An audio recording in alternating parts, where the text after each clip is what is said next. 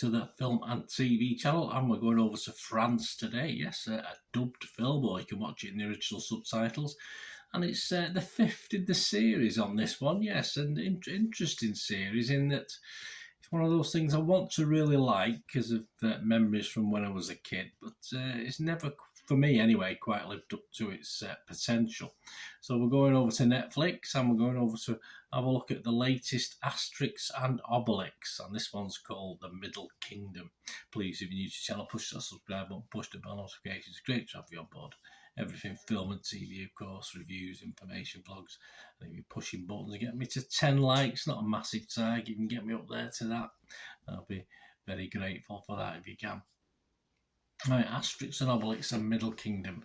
PG rating, 112 minutes, a little bit too long for me for what we get.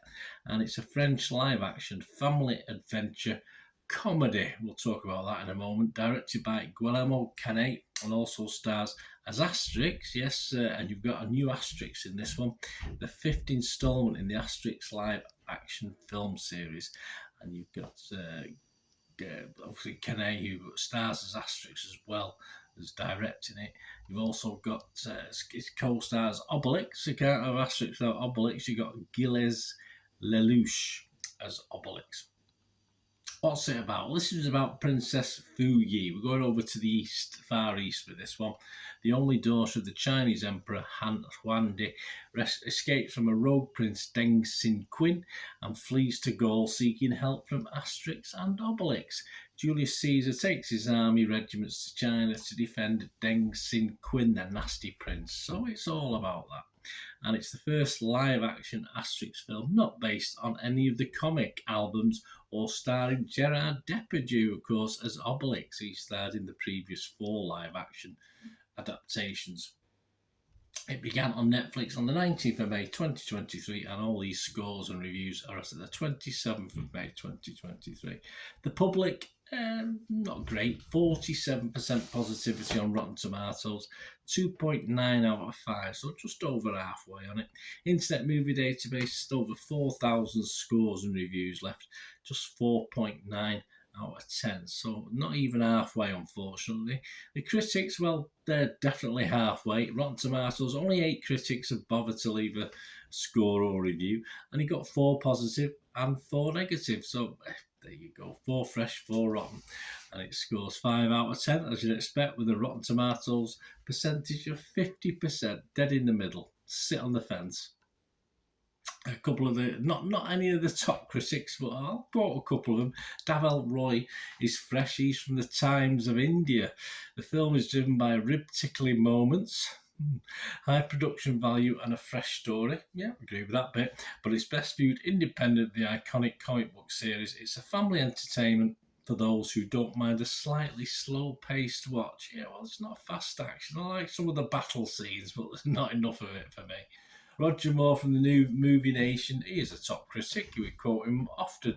He said it's pretty dang dumb, but if your kids are into slapstick, I don't know what. I'm not too sure what appeals to kids in these films. I've sort of looked at it from that sort of angle. It never works for me. And you haven't outgrown the Stooges. This nonsense could be just a ticket. So Roger Moore, not overly impressed. Right, as for me, well, let's come on for me. It's not a long one today, guys.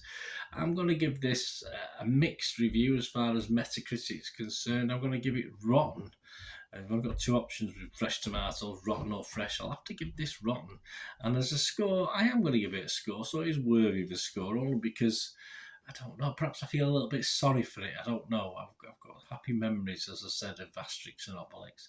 So I'm going to give it a 5 out of 10. I think the biggest problem is I'm not too sure of the humour element, and I think it's lost a little bit in French translation over to certainly here in the UK.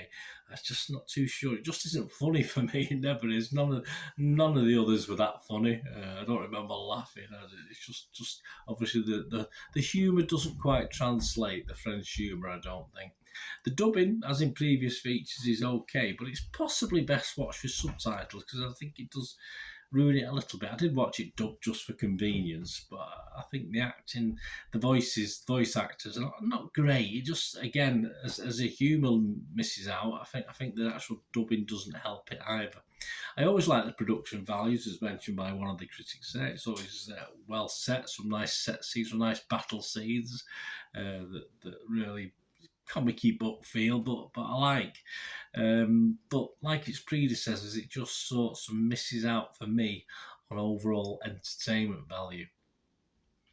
As I said, not enough for younger family members. As a family film, I just don't see the appeal. I mean, if you've got young family members who love this, fair enough. And for me, it's not totally unwatchable for fans of the original comics, of course. I'm going back to when I was a kid, when I used to read Asterix and Obelix. I was never.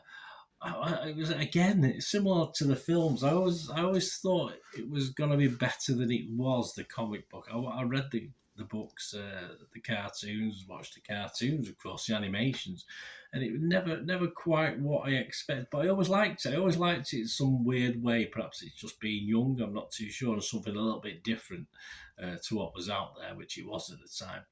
And I think the films are following the same sort of slant for me. It's not, I'm watching them and I quite like the thought of them, but when it comes down to entertainment and watching it, it's just a little bit of a letdown.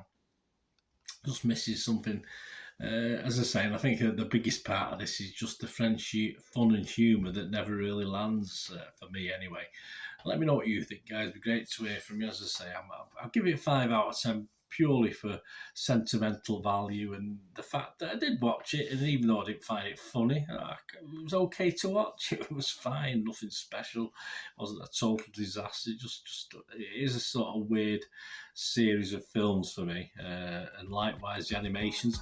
Likewise, to some extent, as I say, if I think back to when I was a kid reading the comics, etc., it just, again, it wasn't 100%. It was just something a little bit different, and that's what these films continue to be. Let me know what you think, guys. Anyway, great to hear from you. Until we meet again, just one thing, don't I? Please stay safe, everyone. Bye for now.